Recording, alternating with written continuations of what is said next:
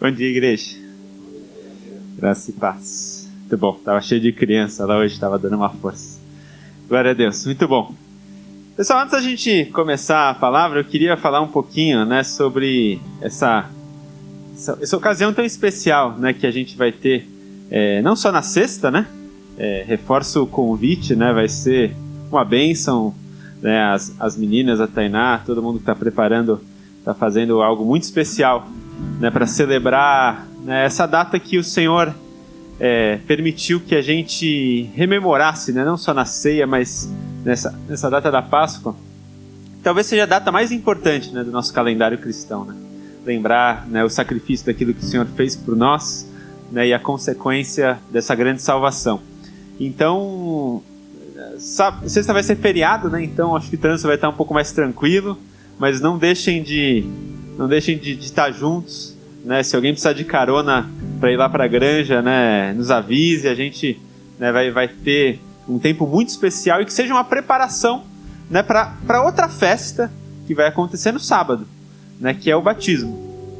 O Senhor Jesus, ele deixou para nós dois ritos cristãos, e a gente de certa forma vai comemorar os dois na sexta, que é a ceia, relembrar o sacrifício que Cristo fez por nós, relembrar o partir do pão, o seu corpo que foi desfeito não pelos pecados dele, mas pelos nossos, para que nós fôssemos perdoados, o seu sangue derramado, celebrado e rememorado pelo suco e pelo pão que a gente celebra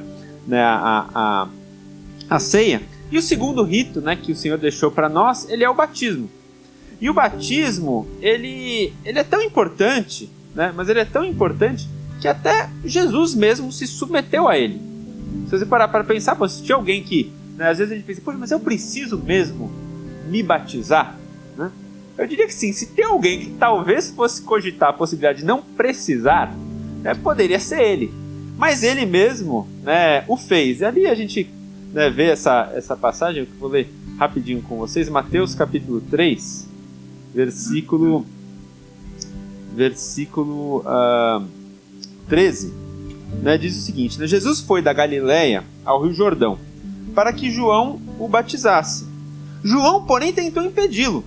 Então tem às vezes algumas situações na nossa vida que tentam fazer com que a gente fosse impedido de batizar. Alguém aqui já se sentiu assim, puxa, quase como tem alguma situação, tem alguém que está tentando me convencer do contrário. Jesus mesmo teve uma pessoa, e o mais curioso é que foi aquele mesmo que o batizou. Falou assim, não, Jesus, você não. Ele falou assim, eu aqui preciso ser batizado pelo Senhor, disse ele. Então, por que você vem a mim? E Jesus respondeu, é necessário que seja assim, pois devemos fazer tudo o que Deus requer. Então, o batismo é algo que Deus requer de nós. Ele é, inequivocamente, uma ordenança de Deus. E aí João concordou em batizá-lo. Se você for ver as palavras do próprio Jesus em Mateus 28, quando Jesus está para ser assunto aos céus, ele fala no versículo 18, Jesus se aproximou e disse, toda a autoridade me foi dada no céu e na terra. Eu gosto muito dessa antecipação ao que Jesus vai dizer, porque eu brinco que essa aqui é a maior carteirada celestial do universo. É tipo quando a pessoa chega no policial, espero que ninguém nunca tenha falado essas palavras, fala assim, não, você não sabe com quem você está falando. E Jesus falou assim, toda a autoridade me foi dada no céu. Então presta atenção no que você vai falar, porque essa palavra aqui está revestida de autoridade. E aí ele falou assim, portanto vão, todos nós, e façam discípulos de todas as nações, e os batizem em nome do Pai, do Filho e do Espírito Santo. Ensinem os novos discípulos a obedecerem todas as ordens que eu lhes dei, inclusive essa do próprio batismo. E se lembrem, estou com vocês até o final dos tempos. Então, entendendo que é uma ordenança de Jesus, entendendo que tem situações que às vezes constrangem a gente a não se batizar, e às vezes a gente precisa vencer algumas oposições, eu lembrei da minha. Eu me batizei no ano de 2001. Eu procurei ontem, na minha madrugada, uma foto, porque eu não tenho digital daquela época. Em 2001, nem sei se câmera digital, né, já tinha. Talvez já tivesse, eu estava bem no comecinho. Mas pelo menos no meu batismo eu só tenho uma foto impressa, procurei em casa. Eu sei que está em algum lugar, mas não achei, senão eu ia trazer para vocês. E eu tive um impedimento para me batizar. Naquele dia, o pessoal tinha separado, né, um número determinado de túnicas. E não tinha a mais. Eu fui a última pessoa a me inscrever para o batismo. Então, como se tivessem várias vagas, e aí fala assim, ó, você é a vaga mais um. Eu falei, não, mas dá um jeito de se batizar. Ele falou, não, mas não tem a túnica. Eu falei assim, olha, não se preocupa, né? A primeira pessoa que se batizar, a gente pega a túnica dela e põe atrás da geladeira. E aí depois eu me seco e tá tudo sossegado. E aí foi muito engraçado, porque eu tava no batismo, todo mundo, né, sendo ministrado, né, com a túnica, e eu tava normal, né? Aí o pessoal falou, pô, será que ele tá indeciso se ele vai se batizar ou não? Eu só tava esperando a minha túnica secar depois que a primeira pessoa fosse se batizar. Então às vezes a gente precisa vencer algumas oposições, né? Mas o mais importante, né, entendendo o que é uma ordenança, é entendendo o que ele representa. Porque entendendo, né, o que o batismo representa, acho que isso move a gente com uma convicção especial, né? E tem uma passagem bíblica que eu gosto muito que explica, né, o que o batismo representa, que está em Romanos, no capítulo 6, versículos 3 e 4, que fala o seguinte. Romanos 6, 3 e 4, que fala... Paulo escreve o seguinte para nós, né? Fala assim, olha, por acaso vocês se esqueceram, ele está escrevendo à igreja, né, de Roma, vocês se esqueceram que quando nós fomos unidos a Cristo no batismo, nós nos unimos a Ele em sua morte? E aí ele continua, né? Pois pelo batismo nós morremos e fomos sepultados em Cristo. E assim como Ele, Cristo, foi ressuscitado dos mortos pelo poder glorioso do Pai, agora nós podemos viver uma nova vida. Então, o que é o batismo? O que ele representa? O batismo ele representa o simbolismo de um enterro. O enterro do quê? O enterro de uma velha vida para o nascimento de uma nova. O batismo ele é aquilo que, né, a gente na teologia fala, né, que ele é o selo da fé. Porque o que de fato nos salva, né, o que nos faz entrar, né, no reino de Deus é a fé e a confissão, né, de que Cristo Jesus é o nosso Senhor. Então o que o batismo é? Né, se a fé e a confissão ele representa a nossa entrada no reino celestial. Ele é aquilo, né, que faz o testemunho público daquilo que a gente já fez dentro do nosso coração. Então tem certas coisas na nossa vida, né, que nós precisamos testemunhar publicamente. Então ele é o testemunho público de que nós estamos enterrando a nossa velha vida, morrendo por nosso eu, morrendo para a nossa velha vida, morrendo para velhas práticas e nascendo para viver, né, e reescrever em Deus uma nova história, né, de fé. Né? E o batismo, ele, até a palavra, né, que representa batismo, né, batismo vem da palavra grega batismo, né, batismo mesmo, e significa estar imerso em alguma coisa. Né? E é por isso que a gente pratica, né, o batismo, né, por imersão, porque ele é o que significa a palavra batismo mesmo. E ele está imerso numa água, né, que mata, que afoga uma velha vida, para que a gente possa nascer de novo. Então, de novo, né, ele é tão importante que Jesus passou por ele, e a consequência dele para a nossa vida, ele é realmente marcante. Né? E isso, né, faz a gente pensar do tipo assim, puxa, mas eu já me batizei, né? Ou eu me batizei quando criança, será que isso não tem valor? Né? Eu não vou dizer de maneira nenhuma que não tenha valor. Né? Ele tem um valor, o batismo que a gente fez eventualmente quando criança, ele tem um valor. Que valor que ele tem? Ele foi um testemunho público dos nossos pais, né? Como um compromisso de apresentar a fé para nós. E muitos de nós passamos por isso em qualquer outro contexto religioso que vivemos no nosso passado.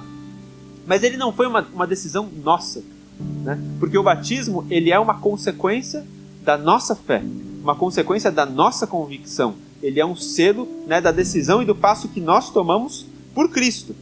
E isso também mostra que o batismo ele não exige nenhum pré-requisito sobrenatural, do tipo assim, não, mas eu só vou me batizar quando eu tiver muito santo, muito perfeito, né? Se fosse assim, gente, acho que a gente só ia se batizar assim lá no céu, né? Alguma coisa assim.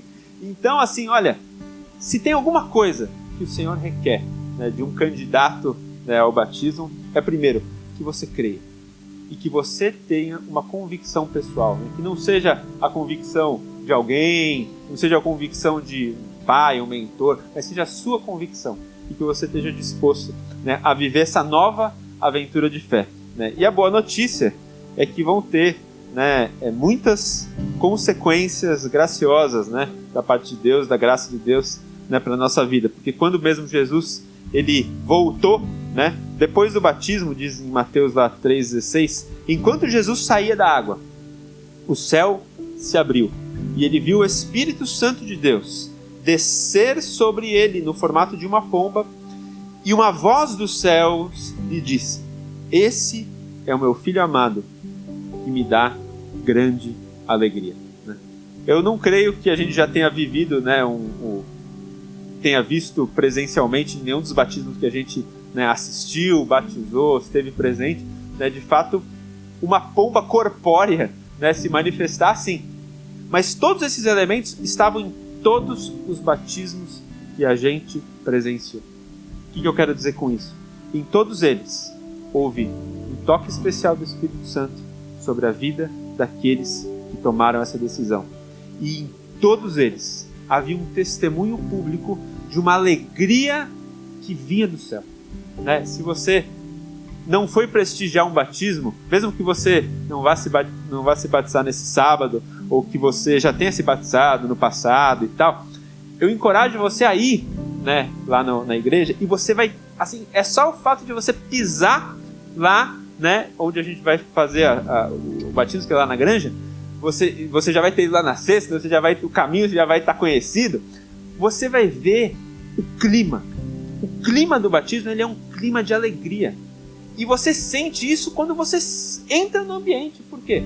Porque ele é um testemunho da alegria que o Pai está tendo nos céus, porque o seu filho tomou essa decisão. E o João pode, né, que muitas vezes ele é aquele que está lá na água, né, ele pode cravar para vocês. É uma alegria que é difícil de explicar. Ela está no ambiente. Por quê? Porque ela é um testemunho da alegria que está rolando nos céus. E aí, assim como é feito na terra, será feito nos céus nesse sábado, né? Se tem alguém aqui que está prestes a tomar essa decisão, ou está pensando, ou está conjecturando ainda, convido, né, os irmãos a conversarem, né, com o pastor João, ou com qualquer um de nós aqui, e a gente vai poder te encorajar para você tomar a melhor decisão da sua vida. Amém? Muito bom, glória a Deus.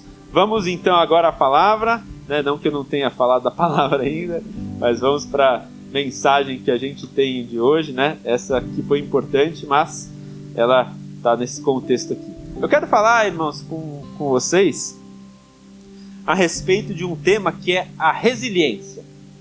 O tema da resiliência. E eu gosto muito, né? Vocês já me conhecem um pouco mais, quantas vezes que eu estou aqui, né? Eu gosto muito de esporte. E eu gosto muito de esporte, eu gosto muito de praticar esporte, eu gosto muito de assistir esporte, mais até do que assistir do que praticar, estou tentando melhorar. Mas tem um cara, né, que acho que ele é a representação, né, da resiliência. Talvez eu converse nesse exemplo com o pessoal um pouquinho mais velho, se tem alguém mais jovenzinho, talvez nem saiba do que eu estou falando, mas que ele é, né, um lutador de boxe, de um filme muito especial, que quase todo mundo, né, deve ter assistido aqui, que é o filme do Rocky Balboa. Quem gosta do filme do Rocky Balboa? Estão falando com alguém? Ah, então tá bom, o pessoal tá na... Vocês sabiam que lá em casa a gente gosta tanto do Rocky Balboa, em especial quando a gente era menor? Meu irmão mais velho, um deles, né? Todos os meus irmãos são mais velhos, mas o Serginho, que muitos de vocês conhecem, ele foi inclusive quem, né, me trouxe para Jesus e estava lá no meu batismo, né?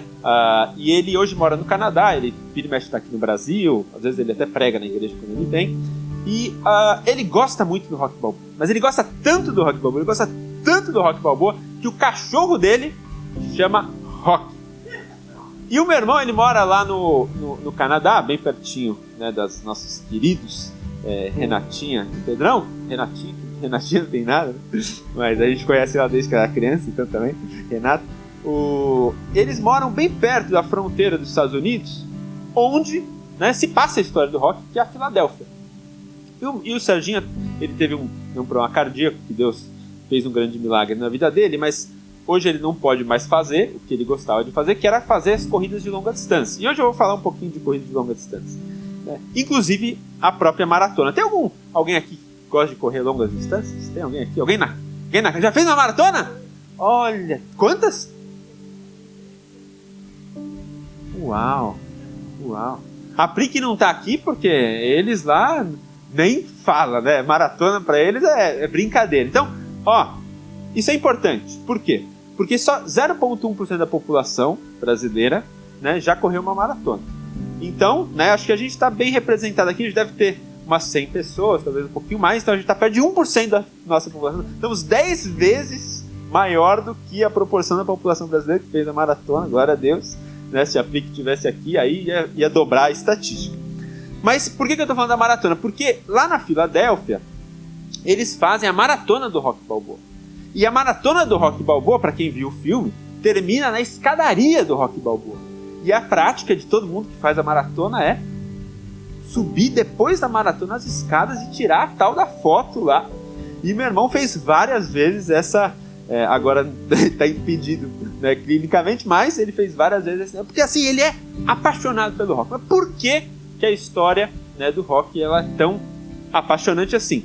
Era porque, né, para quem viu o filme eu pergunto, era porque ele era o maior e o mais habilidoso e aquele que derrotava os seus adversários com muita facilidade? Não era. Inclusive, talvez, tecnicamente, ele fosse até inferior, né, a muitos dos seus adversários, né? Pessoal que, né, lembra do Ivan Drago, né, aquele cara que, né, era muito melhor do que ele, era o grande campeão. Mas por que o Rocky conseguia suplantar as suas deficiências? Com o que ele conseguia suplantar, né, as suas dificuldades? Ele o fazia porque ele tinha uma resiliência fora do comum. Ele era aquele que de fato não desistia até o final. E isso fazia com que ele superasse deficiências, dificuldades. Por quê? Porque ele entregava mais. E quando a gente está vendo, né, o esporte em geral, né, a gente está torcendo para o mais fraco. É engraçado, a não ser que você tenha um vínculo emocional com algum time que está jogando, né, se você não tá jogando lá, né, o País Basco contra toda a poderosa França, a não ser que você tenha uma descendência especial francesa, você vai torcer para o time mais fraco. Por quê? Porque a coisa mais heróica que alguém pode fazer é superar a sua inferioridade técnica com uma luta a mais.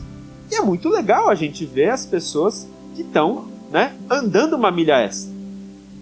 E é muito interessante porque na palavra a gente vai entender alguns desses conceitos. E aí eu faço menção, né, justamente à maratona. E aí vamos perguntar para a maratonista, que é o seguinte: todo mundo na maratona ganha uma medalha, correto? Por que ganha a medalha? Porque completou. E aí eu faço uma pergunta: se alguém estivesse liderando a prova, a maratona tem 42 km e pouquinho, né? 42 km e 125 metros. Então, se alguém liderar a maratona, durante 42 km e faltando 125 metros, ela desistir, ela ganha medalha? Não ganha medalha. Mas se alguém estiver em último lugar na maratona e chegar igual aquela, né, atleta olímpica de 1900 e bolinha lá, Gabriele Anderson, vocês devem conhecer a história, né? Uma suíça que terminou a maratona, mas tinha assim, 5 médicos prontos para segurar ela. Ela deu o passo final e caiu, e os médicos seguraram ela. Ela ganhou a medalha. Terminou, acho que em penúltimo lugar, não foi nem último. Mas ela ganhou a medalha. Por quê? Porque ela completou a prova. Toda essa grande introdução, né? Dá pra gente ler o versículo de Apocalipse, capítulo 2, versículo 10, que diz o seguinte: Apocalipse 2, 10. O Senhor Jesus escreve na igreja de Esmirna, ele fala assim: não tenha medo do que você está prestes a sofrer, porque o diabo lançará alguns de vocês à prova, e vocês terão aflições por alguns dias. Mas se você permanecer fiel até a morte, mas se você permanecer fiel até a morte, eu lhe darei a coroa da vida. Amém? Irmãos, o maratonista que, de novo, completa os 42 km e cai nos últimos 125 metros, não ganha a coroa da vida. Ano passado a gente viu o Botafogo, né? Quem gosta de futebol aqui, né? Viu o Botafogo lá, né? Liderar o campeonato por larga vantagem. E aí chegou nas últimas rodadas, o que aconteceu? Passou vergonha.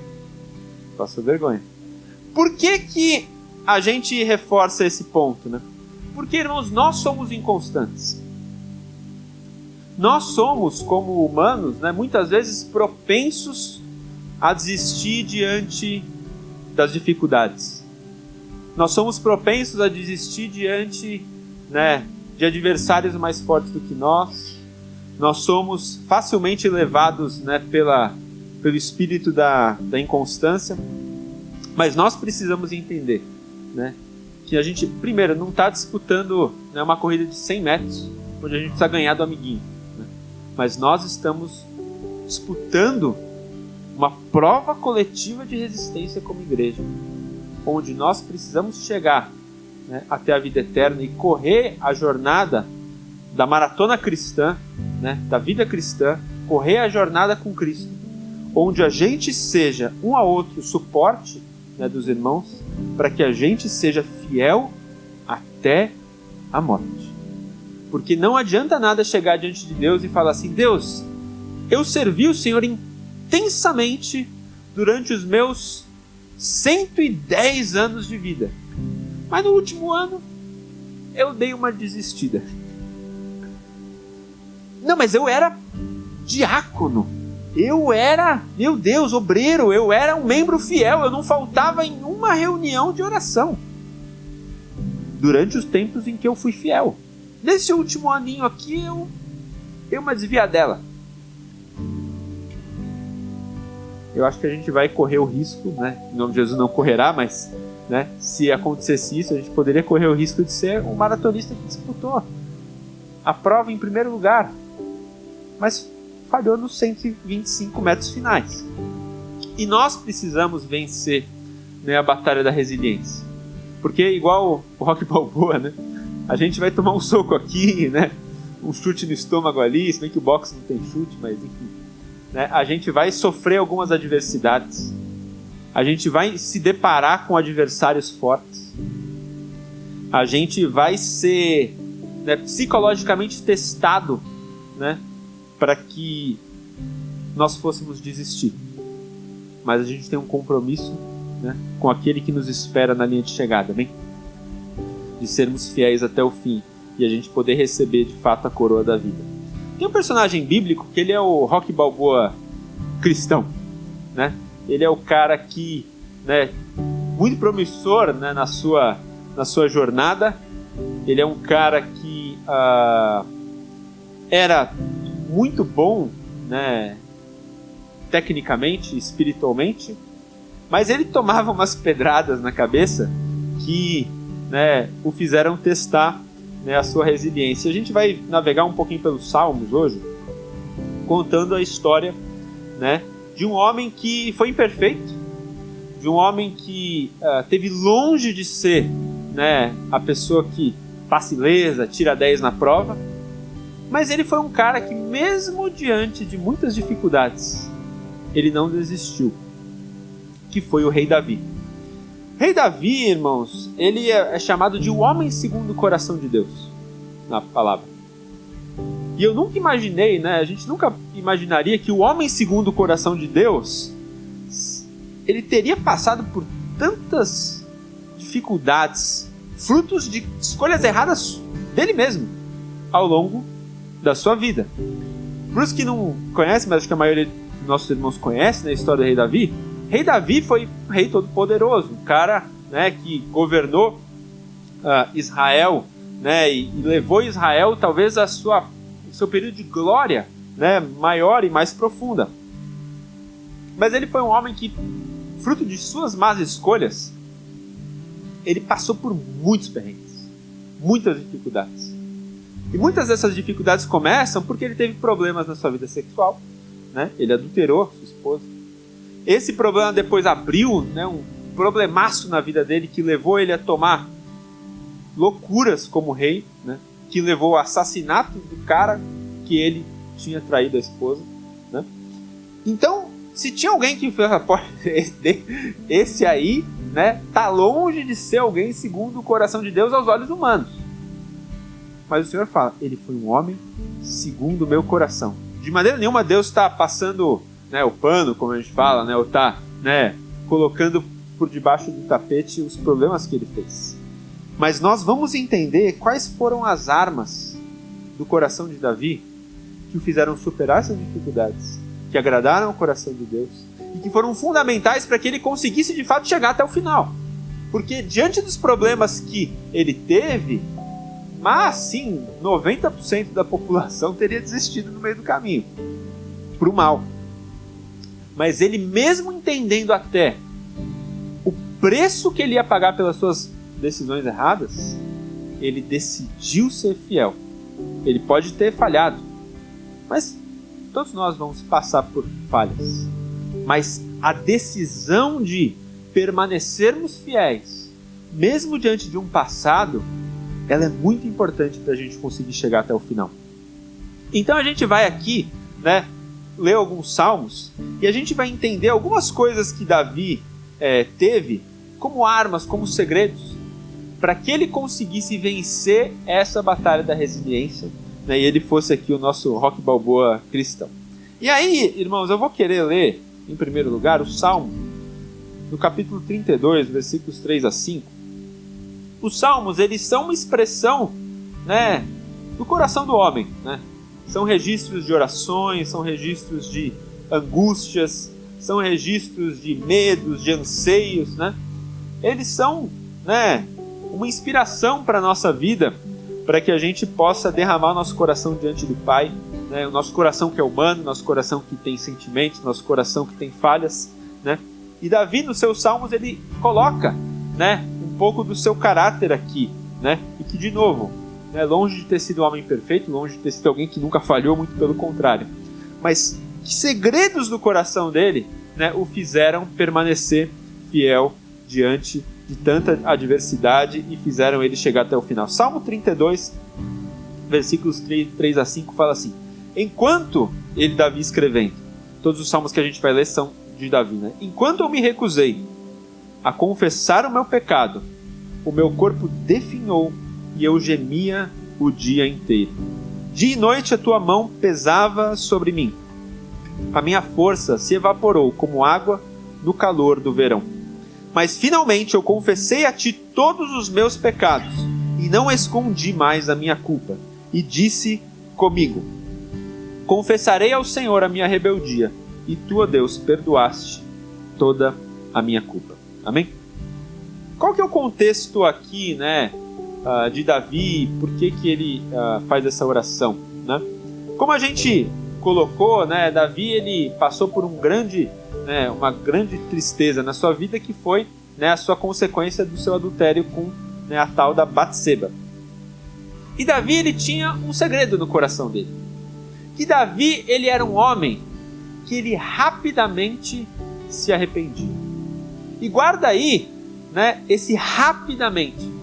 Porque se tem alguma coisa que pode definhar a nossa vida, como Davi mesmo aponta aqui, e se tem uma consequência de você estar meio definhado, é que você não vai conseguir correr, né, uma maratona. Eu não conseguiria correr uma maratona se eu tivesse, como Davi aqui, né, com um pecado não confesso.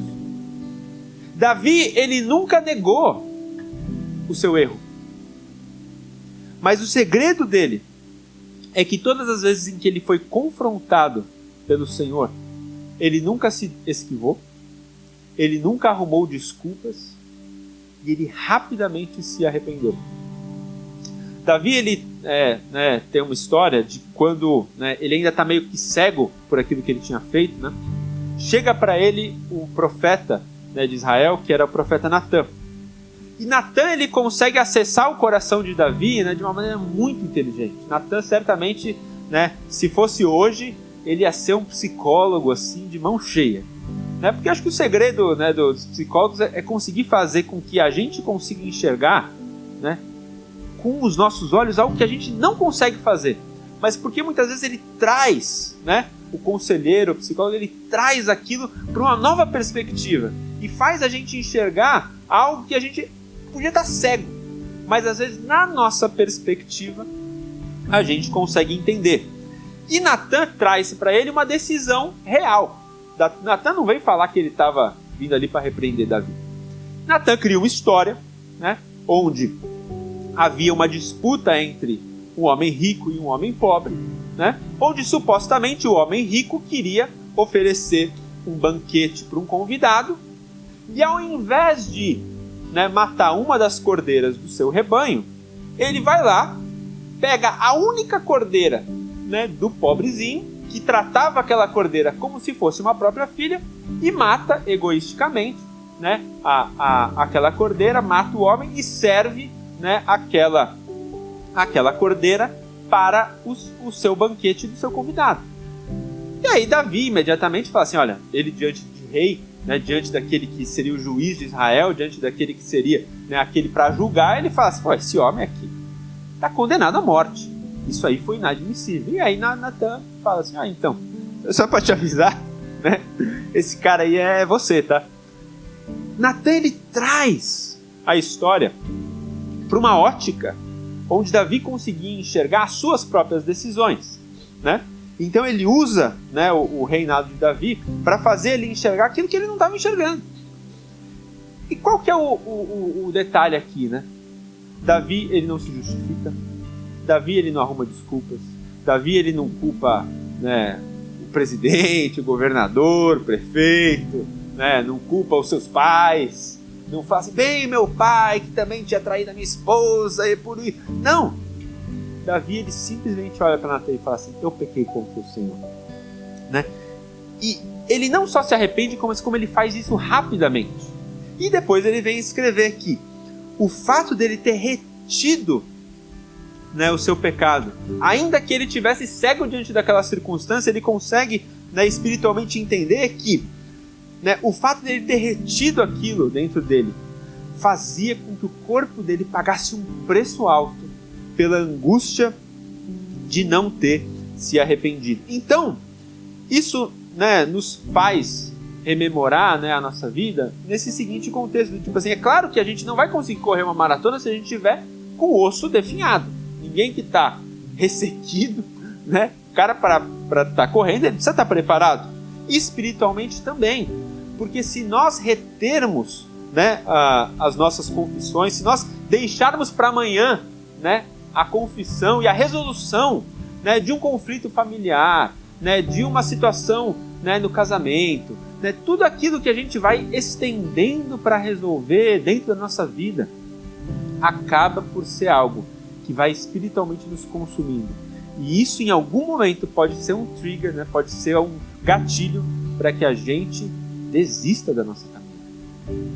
Então, o segredo, o primeiro segredo de Davi para vencer essa batalha da resiliência era ter um coração rapidamente arrependido. Vamos ler um próximo salmo que vai colocar um pouco mais do coração dele aqui. Vamos ler agora o Salmo 19, só voltar umas páginas. Salmos 19.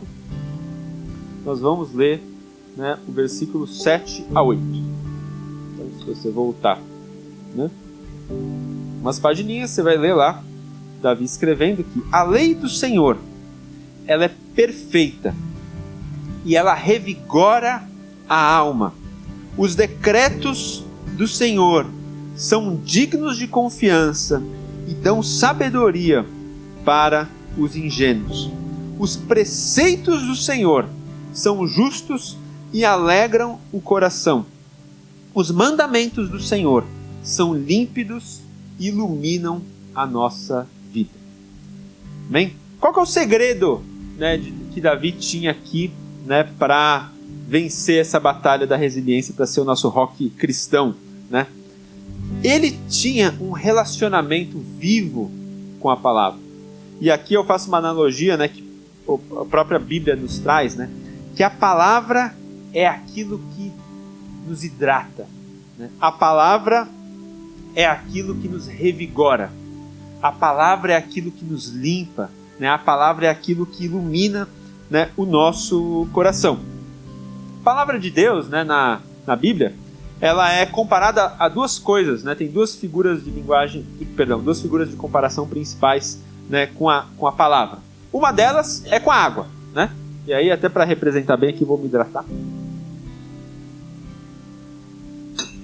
Então, a água. Por que a palavra é comparada com a água, né? A água, ela nos hidrata. A água, ela nos revigora, né? A água, ela nos purifica. Então, né, tem alguém que é médico, paramédico, enfermeiro, da área de saúde aqui? Alguém? Não? É só minha sogra que está lá em cima com as crianças. Então, o que se descobriu, né? Cada vez mais a ciência, né, comprova, né, da necessidade de nós tomarmos aí eu ia recorrer a ela, mas enfim, na dúvida, né, a gente checa o nosso médico, mas recomenda-se hoje que a gente tome aí pelo menos, né, uns 2 a 3 litros de água por dia, dependendo do nosso peso. Né, se a gente está mais abençoado, a gente precisa tomar mais perto de 3. Se a gente está mais, né, fininho, a gente 2 estaria o suficiente, mas aí os médicos confirmam. E por que a água ela é tão importante para o nosso corpo, né? Porque a gente tem um negócio dentro do nosso corpo, né, pelo que eu li, pelo que minha sogra me ensinou, que chama o rim. E a minha sogra é muito engraçada. Quando a minha filha, quando ela leva a Cecília para fazer xixi, ela atesta assim, quase o pH do xixi da Cecília. Aí ela volta e ela fala assim: você, pai, não tá dando água para sua filha, ela fez um xixi amarelo, com ureia, com não sei o que lá. E por que ela é tão preocupada, né, com a urina da minha filha? Porque tem um treco, né, no nosso corpo que chama o rim. E o rim, ele trabalha para purificar o nosso corpo. E qual que é o substrato que o rim usa para fazer a purificação? É esse negócio aqui, que é a água. Então, se a gente não toma água, o rim, ele trabalha com sobrecarga. Ele não consegue, né, purificar o nosso corpo adequadamente. E a consequência disso, né, física, ó, o pessoal aqui já está, né, caprichando aí na água. A consequência física, né, disso é que a gente, né, tem uma concentração de ureia maior na nossa urina fica mais amarela, mais amarelada e fica com um cheiro mais forte. Isso é o sinal de que a gente está se hidratando pouco. A água também, ela é comparada com o pão dentro da palavra de Deus. Porque a água por si só, né, ela tem o papel de nos purificar. Mas o pão, ele tem o papel de nos alimentar. Então eu brinco que a palavra de Deus, ela é o Gatorade espiritual, né? Porque ela hidrata e ela revigora, né? Ela hidrata e nos alimenta, né? Nenhuma propaganda específica. Talvez a água de coco espiritual fosse melhor, né? Deus que criou, né, o Gatorade vai saber que química que tem lá dentro. Mas, dito isso, né, depois desse momento de propaganda, o que a gente tem como importante aqui, né? E que Davi, né, nos ensina. Davi, ele era um cara, irmãos, que ele era apaixonado pela Bíblia. Davi, ele se relacionava com a palavra de Deus, né, de maneira profunda. É por isso que ele escreveu aqui, né, a gente leu, né, que a lei do Senhor, ela é perfeita, ela revigora a nossa alma. A palavra de Deus nos hidrata. Igual, né, o rim que não trabalha sem água, a gente não tem como se purificar espiritualmente sem a palavra. A palavra, ele é o substrato, que para o rim é a água, né? Para a nossa vida espiritual, ela é a palavra. Então, se nós não nos relacionamos com ela, a gente não é purificado, né? Davi escreve no Salmo 119 também, né? Guardei a tua palavra no meu coração para eu não pecar contra o Senhor. Então a palavra, ela nos purifica, a palavra, ela nos regenera, a palavra, ela revigora a nossa alma. Se a gente está desidratado espiritualmente, né? E ninguém termina a maratona se não tomar um pouquinho de água, né? Na maratona não tem aqueles postos, né? O pessoal rapidinho vai lá, na correria mesmo, pega uma água para repor. Por quê? Porque na nossa vida nós perdemos coisas, nós perdemos energia, nós perdemos hidratação, a gente perde, né? E a gente se expõe, né, à sujeira do mundo, e a gente precisa ser purificado, mas a gente também precisa ser alimentado, né? A palavra, ela é o nosso alicerce. A palavra é onde a gente edifica, né, a nossa história. Jesus mesmo falou que tinha um cara que construiu uma casa em cima da areia e um cara que construiu uma casa sobre a rocha. A casa que foi construída sobre a areia, ela, né, não aguentou o vento, não aguentou a chuva, não aguentou as intempéries da vida. E a casa que foi construída sobre a rocha, ela tinha alicerce, ela tinha fundamento, ela tinha solidez, né? O que isso fala? Isso fala que a gente precisa construir a nossa vida em cima de valores. Só que se nós não nos conectamos com esses valores diariamente, eles se perdem, né? As pessoas com as quais a gente não tem contato frequente, a gente acaba perdendo intimidade. Então, se a gente tem contato frequente com a palavra, né, isso vira, os fundamentos da palavra, eles viram alicerces sobre a nossa vida. Os valores da palavra de Deus, eles viram o nosso fundamento. E aí a gente constrói a nossa casa sobre a palavra e a nossa casa não vai tombar diante das dificuldades. Então, né, se nós não temos esse relacionamento diário, frequente, é por isso que a gente insiste, né, e fala assim, vamos ler a Bíblia, vamos se juntar, vamos fazer isso em grupo, vamos fazer a leitura do ano, vamos, né, tá insistindo nesse tema. Por quê? Porque ela é aquilo que nos hidrata, ela é o nosso fundamento, ela é a nossa água, ela é o nosso pão. Sem ela, nós não conseguimos concluir, né, a nossa maratona espiritual. Davi entendeu isso muito, né? E ainda que ele tenha sido falho, isso foi a arma que fez com que a casa dele não tombasse quando veio a chuva. Porque a chuva vem, irmãos. Tomara que a nossa chuva, né, não seja tão intensa quanto a de Davi. Em nome de Jesus, a gente vai, né, aprender com os erros alheios, né? Mas vão vir chuvas, vão vir ventos. Jesus mesmo falou, no mundo nós teríamos aflições. Mas se nós não tivermos ânimo fundamentado na palavra viva, né, a gente perece diante das dificuldades, porque elas vêm, mas o Senhor, né, nos ajudará a lidarmos com elas. Amém? Vamos ver mais um segredo. Salmo 27, versículo 4. Então a gente falou dele ter um coração rapidamente arrependido, falamos dele ser hidratado. Deixa eu me hidratar um pouquinho mais.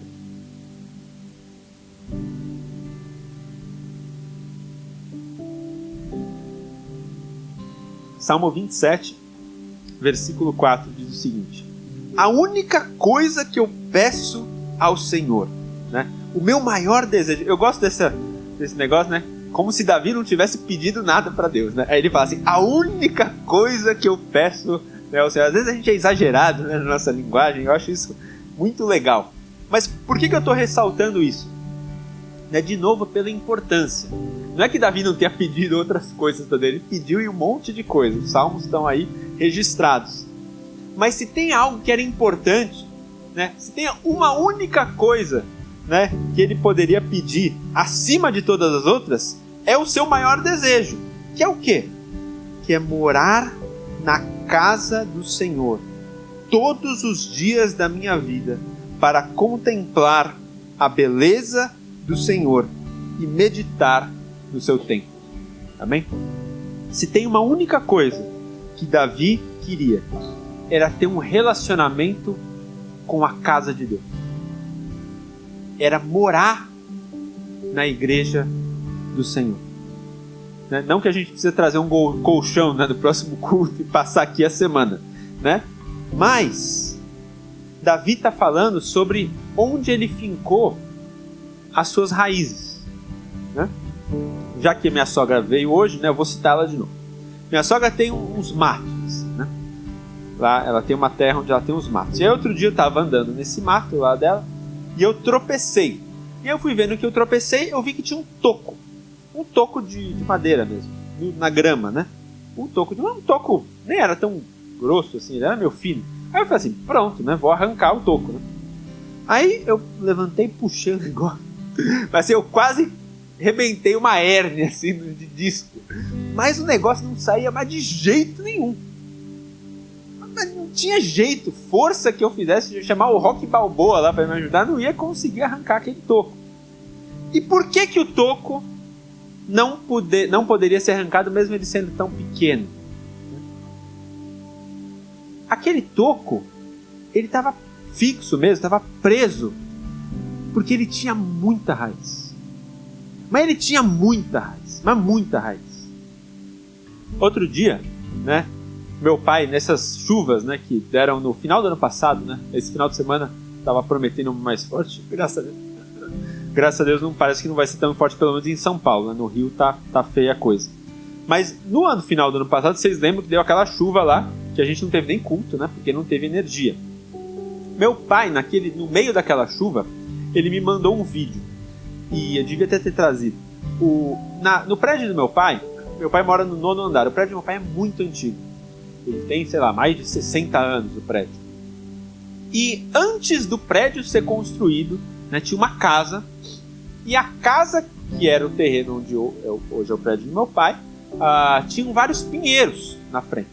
E aí, quando eles foram fazer o prédio, eles mantiveram os pinheiros, como estava na frente, assim, perto do jardim, né? Então, ficou lá. Só que esses pinheiros foram crescendo. Hoje, os pinheiros, eles passam do 12º andar do prédio. E são muito altos. Faz a conta aí, 3, né? 3 vezes 12, pelo menos uns 36 metros de altura. E recorrentemente, né, o pessoal estuda lá o pinheiro para ver se está tudo bem, porque se cair é um caos, né? Porque o negócio de 36 metros de altura cair na rua não só pode ser um perigo para alguém, mas para patrimônio e tudo mais, né? E aí meu pai mandou um filme, né, que ele filmou da varanda dele, desses pinheiros balançando no meio daquela tempestade que deu com ventos fortíssimos, né? O pessoal falou que deu vento mais de 110 km por hora em São Paulo no final do ano passado, tanto é que, né, deu aquela queda de árvores que a gente viu. E os pinheiros, pessoal, faziam assim. Você imagina um negócio, 12 andares de altura, fazendo... E eu falei assim, meu Deus do céu, né? Aí, tragédia. E eu falei assim, meu, o negócio não cai. Porque se ele sobreviveu àquela chuva de 100 e tantos quilômetros por hora de vento, né? Ele varou assim, né? Ele vergou um absurdo. Eu falei, não é possível. Aí eu fui ver quanto que um pinheiro tem de raiz. E aí, sei lá, varia, claro, né? Depende do lugar, depende de circunstância, enfim, né? Depende da fonte também, né? Mas na fonte que eu vi, nem sei se é confiável, se não for alguém depois me corrige, mas vale, por exemplo, aquele pinheiro tem pelo menos 3 vezes de profundidade, porque ele sobe de altura. Então, se ele subiu 12 andares para cima, tinham 36 para baixo. E pior, eles se entrelaçam com a outra. Então, eram 4 pinheiros. Né? Então, você tem 36 andares de raízes entrelaçadas. Qual que é o resultado disso? Não vai cair. Não vai cair. Ele pode até quebrar. E aí depois eu vi lá. Ele pode até quebrar. Do tipo assim, o vento foi tão forte que o tronco não aguentou. Isso pode acontecer. Mas a raiz não vai fazer aquele negócio sair de lá. E não adianta. Você pode até limpar o toco. Mas arrancar o toco é impossível. É impossível, porque ele está entrelaçado um pouco. Então o que isso quer dizer para nós, né? Quando nós temos raízes, a gente é inabalável do ponto de vista espiritual. A gente não tem como ser arrancado, porque a gente foi fundo. E isso é importante para nós, né? A gente fala muito com os jovens e tal. Assim, a gente tende a ser, né, as novas gerações têm esse problema, né, de muitas vezes serem superficiais nos seus relacionamentos. Só que se a gente não for fundo, a gente não cria raiz. E se a gente não entrelaça as nossas raízes, a gente está sujeito, né, de fato, aos ventos. Então, quando nós temos uma aliança, né, com Deus, e nós fazemos essa aliança também um para com os outros, a gente se sustenta, a gente se segura, vem o vento e a gente se abraça, né, dá o braço bem forte, né, para a pessoa que está do seu lado, né, a gente está conectado. O vento pode vir, né, o vento pode nos abalar, mas nós conseguimos ser longevos. Eu estava vendo esses dias, eu acho que eu até citei em alguma outra pregação, não sei se foi aqui, mas eu vi um documentário no Netflix, talvez alguns de vocês tenham visto, sobre o segredo das pessoas que vivem mais de 100 anos, né? Tem lá, eu vi o título em inglês, não sei como traduzir, mas era o segredo das zonas azuis, sei lá se é assim que traduziu, era Blue Zones, né? Zonas azuis são zonas demográficas onde tem uma concentração de centenários maior. Por que eu estou falando isso? Porque eles estudaram o caso da Itália. E o caso da Itália era curioso, porque o caso da Itália ele muda até algumas coisas, né, sobre alimentação, apesar de que tem, né, diferenças sobre o trigo que se usa lá, ele é de melhor qualidade, porque aqui no Brasil o pessoal recomenda muito comer menos carboidrato, lá eles comem mais, mas ao mesmo tempo o carboidrato lá é de muita melhor qualidade, a fermentação lá é muito melhor e tal, não é minha área, então não vou ficar aqui falando besteira, né? Mas qual que era o segredo das velhinhas italianas? E eles fizeram uma comparação com os Estados Unidos. Os relacionamentos familiares na Itália, eles são muito intensos. E o relacionamento dos jovens para com os idosos da sua família na Itália também. Diferentemente dos Estados Unidos, e eu não estou aqui fazendo nenhuma, né, comentário aqui, né, se tem alguém numa situação dessa, familiar, por necessidade, nós entendemos, mas nos Estados Unidos é muito comum os idosos se isolarem. Eles vão para asilos, eles vão para, né, casas de repouso. Na Itália nem tem casa de repouso. Quem cuida dos velhinhos, e de novo, né, entendendo a situação, né, familiar que possa exigir qualquer um estar numa situação dessa, mas lá na Itália esse conceito não existe. Quem cuida dos velhinhos são os seus familiares. E eles formam vínculos. Aquelas pessoas estão conectadas. E isso já vi comprovado que, né, mais até do que eventualmente questões de saúde, um fator que ele influencia a nossa longevidade são relacionamentos de aliança. Relacionamentos profundos.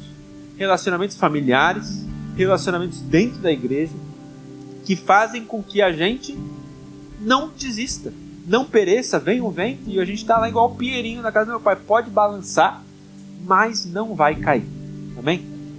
E Davi entendeu isso, por isso que ele falou, né, se tem uma coisa que eu peço ao Senhor, né, eu quero estar na casa de Deus, eu quero estar conectado à igreja do Senhor, eu quero estar lá, ainda que eu não possa fisicamente estar lá, todos os dias eu quero me relacionar com a igreja de Deus.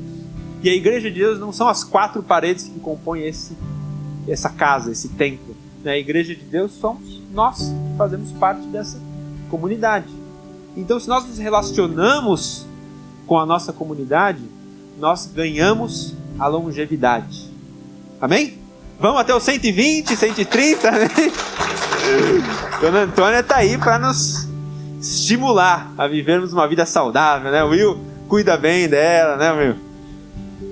Amém, coisa linda vocês são. Então Davi entendeu isso. E o último segredo de Davi que eu quero ler com os irmãos, Salmo 40. Se a gente puder virar mais umas páginas.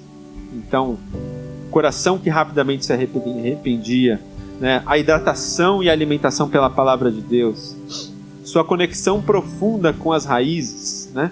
Vamos ler Salmos 40, 1 a 3. Que fala sobre o descanso e a espera. Diz o seguinte: esperei com paciência pelo Senhor. Ele se voltou para mim e ouviu o meu clamor. Tirou-me de um poço de desespero e de um atoleiro de lama. Pôs os meus pés sobre a rocha e firmou os meus passos. Deu-me um novo cântico para entoar e um hino de louvor ao nosso Deus. Muitos verão o que ele fez, temerão e confiarão no Senhor. De novo, versículo 1. Esperei com paciência pelo Senhor. Amém? O que Davi está nos ensinando aqui, né? Davi está nos ensinando sobre os conceitos do descanso e da espera. E aí, esses dias eu estava pensando sobre isso, né? E veio no meu coração uma palavra interessante, né? Porque a gente pensa no descanso, a gente muitas vezes pensa na conotação negativa, né? Do tipo assim, não, é a folga, né?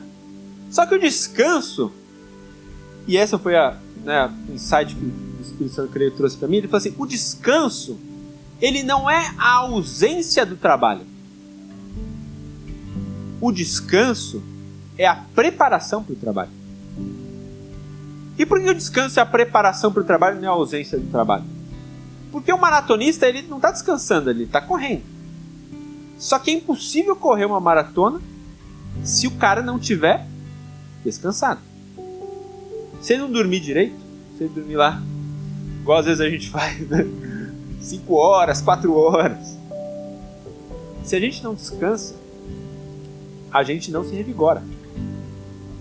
Se a gente não descansa, a gente não está preparado para o desafio. Tanto é que também, cada vez mais se fala, né, que a melhor coisa às vezes para a gente, né, curar problemas emocionais, e eles se retroalimentam muitas vezes, né, é o descanso. Porque se você não dorme direito, nosso cérebro depois não funciona. E às vezes quando a gente não descansa durante a noite, a gente é obrigado a perder rendimento, porque a gente fica cansado, e aí a gente fica preguiçoso, e aí a gente fica inativo, e a gente fica improdutivo. Então o descanso, ele não é a ausência do trabalho, ele é a preparação para o trabalho, porque se eu não descansar, eu vou depois viver descansando, porque eu não vou aguentar o trabalho. E o descanso, ele tem um sentido espiritual, né? Porque o descanso, ele é a nossa entrega diante de Deus, de dizer o seguinte, olha, agora não é a hora de eu trabalhar. Agora é a hora de Deus trabalhar. Então, confiando que Deus vai trabalhar, eu vou descansar. É claro que depois eu vou acordar e eu vou trabalhar. Mas naquela hora, eu preciso fechar para balanço. Eu preciso deixar as nossas células lá se regenerar, né? E eu vou confiar que Deus vai trabalhar. E olha que precioso, né? A palavra fala que Deus dá aos seus amados enquanto eles dormem, né? Então se a gente dormir um pouquinho mais, né, do que as 5 horas, acho que vai ter mais espaço para Deus nos dar mais, né? Brincadeiras à parte, né? O descanso, ele tem um significado espiritual que é a confiança na provisão de Deus. É a confiança de dizer assim, olha, eu fiz a minha parte, agora eu vou entregar. Eu fiz a minha parte, eu trabalhei, e agora eu preciso dormir. Agora eu preciso me abrir para a provisão que vem dele e não vem de mim. Me abrir para que o milagre dele venha e eu possa descansar o meu braço, que daqui a pouco vai ser convocado para trabalhar, né? E ao mesmo tempo, aprender a esperar. Porque é difícil esperar, né? É difícil esperar. E Davi aprendeu a esperar, né? E aí, esses dias eu estava ouvindo uma pregação, eu nem... Assim, já tinha me atentado, mas eu nunca tinha feito as contas, né? Davi, ele demorou 18 anos entre a sua unção como rei e ele ter assumido o governo. 18 anos. Ele já era rei diante do reino celestial. Ele tinha sido ungido pelo profeta como rei de Israel. Só que ele não tinha assumido o trono. Pior, o cara que estava lá estava fazendo tudo errado, querendo matar Davi. E Davi fazendo o quê? Esperando em Deus. Então tem situações na nossa vida, né, que a gente até teria o direito, né, segundo o nosso entendimento, de apressar, né? Mas se a gente o fizer, aí eu também ouvi essa analogia muito boa, né, outro dia, né? Se você pegar um casulo de borboleta e você dá um picote assim, a borboleta sai antes do casulo. mas ela sai com a asa atrofiada. Eu não sabia disso, mas eu aprendi outro dia. Ela morre, sei lá. Por quê? Porque não se preparou. Porque não deu tempo. Deus que sabe o tempo que a gente precisa para receber aquilo que Ele mesmo já prometeu. Então Ele tinha ungido Davi, mas Ele falou assim: amigão, você vai ter que esperar 18 anos aí. Vai ter um cara bem ruim aí. Por quê? Porque eu quero testar você, eu quero preparar você, eu quero te equipar. Então tem situações da nossa vida que não está na hora da gente receber. Quantas coisas na minha vida que eu queria que fosse mais rápido. Situações de trabalho, situações emocionais, situações familiares, situações ministeriais, situações da igreja, situações... Não está na hora. Temos que esperar. Davi esperou 18 anos. Quantos anos a gente vai ter que esperar para as situações da nossa vida que Ele mesmo prometeu que Ele faria? Mas por quê? Porque a gente vai chegar descansado e confiando que Deus está trabalhando enquanto você é convocado a dormir 8 horas, 7 horinhas pelo menos, né? Por quê? Porque nós precisamos confiar. E nós precisamos entender que isso é uma preparação. Né? O maratonista não estava folgando quando ele estava dormindo antes da prova. Ele estava se preparando para poder entregar mais. Então, quando nós confiamos na provisão de Deus e sabemos aguardar as suas promessas, isso é libertador de ansiedade. Né? De novo, quanto menos a gente dorme, mais a gente fica ansioso. Quanto menos a gente dorme, mais a gente fica suscetível a crise de ansiedade, a crise de depressão. Então, se tem alguma combinação celestial aqui para que a gente possa confiar em Deus e aguardar as suas promessas, nós precisamos aprender a esperar o tempo certo de todas as coisas, a descansar, para que a gente possa correr e correr mais longe, e correr e não desistir, correr e não ser vencido pelo vento. E é muito legal quando a gente é fortalecido pelo sustento de esperar em Deus, pelo sustento do irmão que não permite que a gente possa desistir também. Quando a gente está correndo a prova de longa distância, ninguém deixa você desistir, o pessoal fica te estimulando. Ao mesmo tempo você toma sua água para se hidratar, ao mesmo tempo você não cai, e se cair se levanta e vai mais longe. Por quê? Porque nós não estamos de fato fazendo uma corrida uns contra os outros.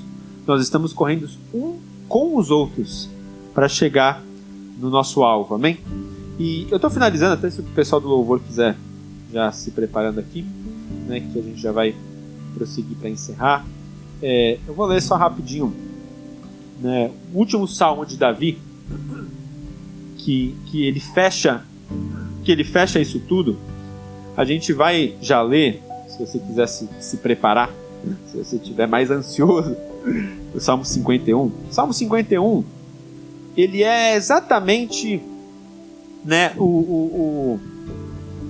a situação em que Davi ele foi confrontado pelo profeta Natan, e ele apresenta imediatamente ali a sua oração diante de Deus, diante do reconhecimento da sua falha, diante do reconhecimento do seu pecado. E esse salmo ele é muito importante para nós, porque para a gente chegar até o final, a gente precisa vencer também um sentimento que muitas vezes o inimigo usa para nos atacar, que é o sentimento da culpa. O que eu quero dizer com o sentimento da culpa? É o sentimento de que nós não somos merecedores da sua graça, de que nós não somos merecedores da sua salvação. O sentimento que muitas vezes nos aponta de falhas do nosso passado, como se por conta dos nossos erros e se por conta das nossas falhas nós não fôssemos dignos de continuar na nossa caminhada. Eu não precisa nem abrir, mas Filipenses capítulo 3, versículo 14 fala assim, esquece das coisas que ficaram para trás, mas prossegue para o alvo, prossegue para o prêmio da soberana vocação, porque no final da jornada, o próprio Jesus nos espera de braços abertos. Então, Se ficou para trás sentimentos, se ficou para trás decepções, se ficou para trás relacionamentos que eventualmente foram destruídos, ou pecados, ou situações, a Bíblia fala, esquece do que ficou para trás. Olha para frente agora.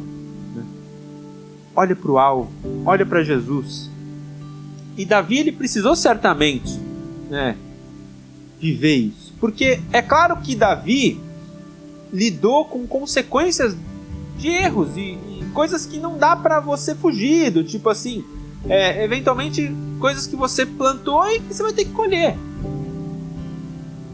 Mas mesmo diante dessas situações, ele não se deixou vencer por um sentimento de indignidade.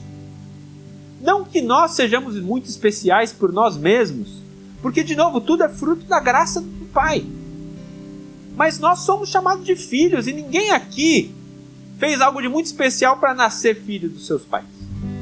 Nós simplesmente nascemos como filhos. E nascendo como filhos do Pai que nós temos, que Ele é maravilhoso, nós não precisamos fazer algo que mereça diante dEle a nossa atenção como filhos, porque nós somos filhos. E sendo filhos, nós temos o direito de receber do Pai o seu abraço, de receber do Pai a sua graça, de receber do Pai, né, o seu incentivo, o seu Espírito Santo, né, o seu apoio. Então, o que a gente fez de especial? Né? A gente nasceu como filho dele. Né?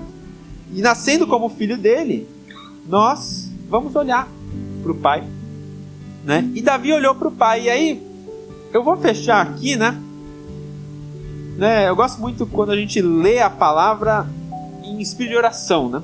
E Davi, ele faz uma oração justamente aqui colocando, né, a situação que ele tinha passado, né?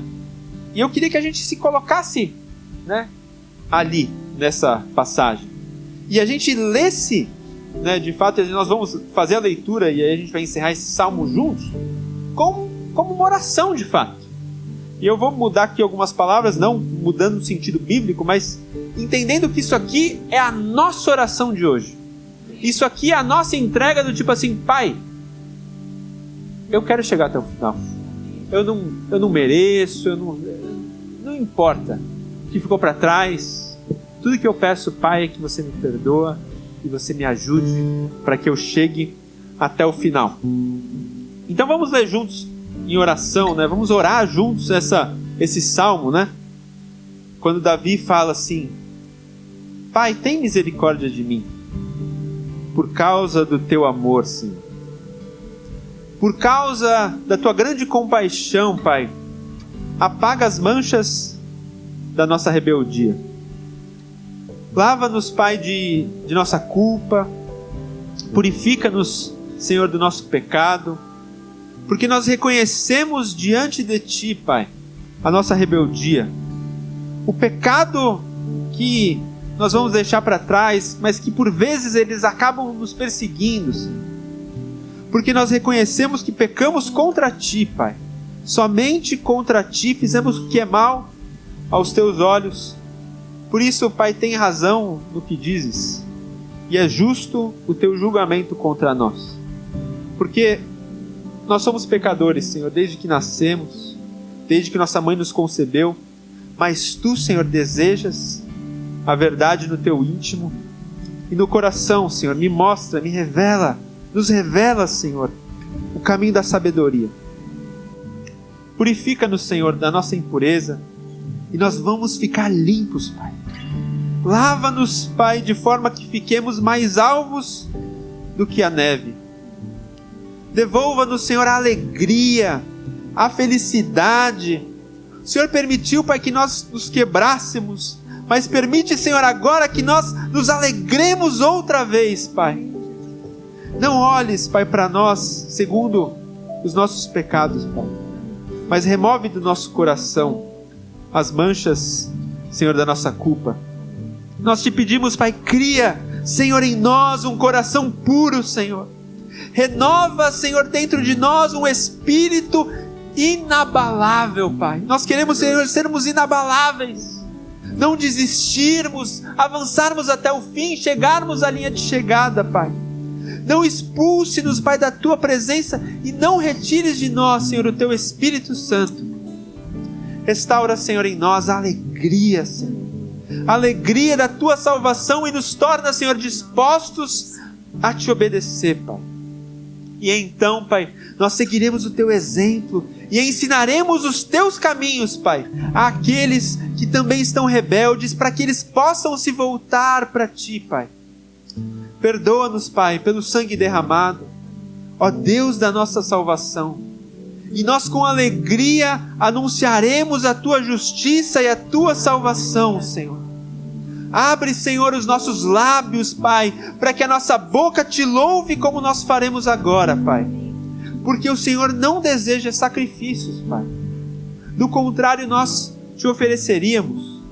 Também não requeres holocaustos, Pai, mas o sacrifício que o Senhor deseja de nós é o nosso espírito quebrantado e um coração humilde e arrependido que o Senhor não rejeitará, Senhor. Olha, Senhor, para a Tua casa, olha para a nossa vida, olha para a nossa família, olha para a nossa casa, Senhor. Nos ajuda e reconstrói os muros, Senhor, da nossa vida, reconstrói os muros da Tua casa, reconstrua, Senhor, os muros de Jerusalém. E então o Senhor se agradará dos nossos sacrifícios de justiça, dos nossos holocaustos, das nossas ofertas. E sobre o Teu altar, Pai, o altar da nossa vida, nós ofereceremos a Ti sacrifícios de louvor. Em nome de Jesus, Pai. Amém.